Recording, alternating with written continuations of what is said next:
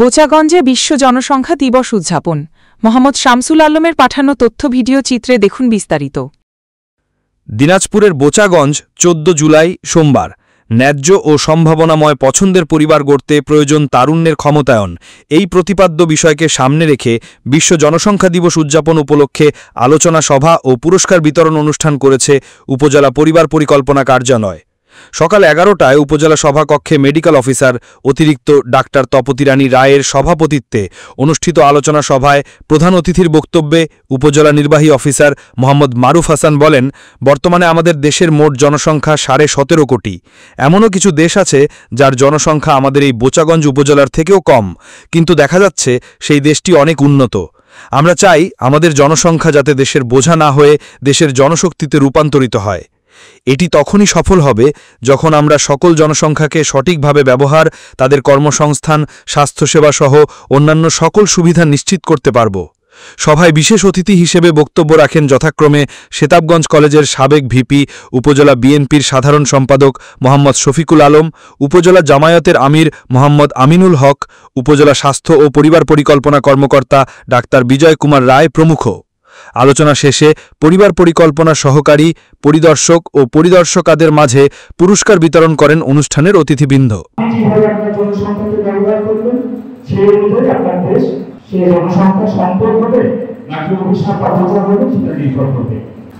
আমাদের বর্তমান জনসংখ্যা ১৭.৫ কোটি। এমন কোন দেশ আছে যার জনসংখ্যা আমাদের বোচাগঞ্জের জনসংখ্যা থেকে কম, কিন্তু দেখা যাবে তাই সেই দেশটি অনেক উন্নত। তাহলে সেই উন্নয়নটি কিভাবে হচ্ছে? সেই উন্নতি সম্ভব হয়েছে তাদের এই জনসংখ্যাকে কালো জনসংখ্যায় রূপান্তর করা গেছে। তো আমরা চাই আমাদের জনসংখ্যা যেন আমাদের দেশের বোঝা না হয়, সেটা শক্তিতে রূপান্তরিত হয়। আর এটি তখনই করা সম্ভব হবে যখন আমাদের জনসংখ্যা কি আমরা প্রত্যেকটি জনসংখ্যাকে সঠিকভাবে ইউটিলাইজ করতে পারবো, তাদের কর্মসংস্থান সৃষ্টি করতে পারবো, তাদের স্বাস্থ্য এবং অন্যান্য সকল সুবিধা নিশ্চিত করতে পারবো। এটি কিন্তু মূলত আমাদের জনসংখ্যা দিবসের মূল প্রতিপাদ্য বিষয় হওয়া উচিত, এবং এটি আমরা ইনশাআল্লাহ আগামী দিনগুলোতে এই বিষয়গুলো নিয়ে কাজ করার চেষ্টা করব। আমরা সকলেই জানি যে আসলে জনসংখ্যা সকল কিছুর মূল শক্তি।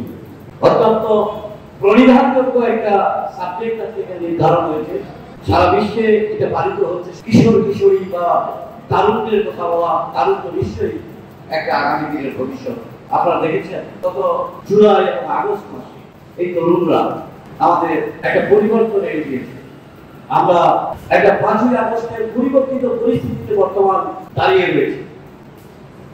তরুণরা নিঃসন্দেহে একটা পাওয়ার, নিঃসন্দেহে একটা শক্তি, এতে কোনো সন্দেহ নাই।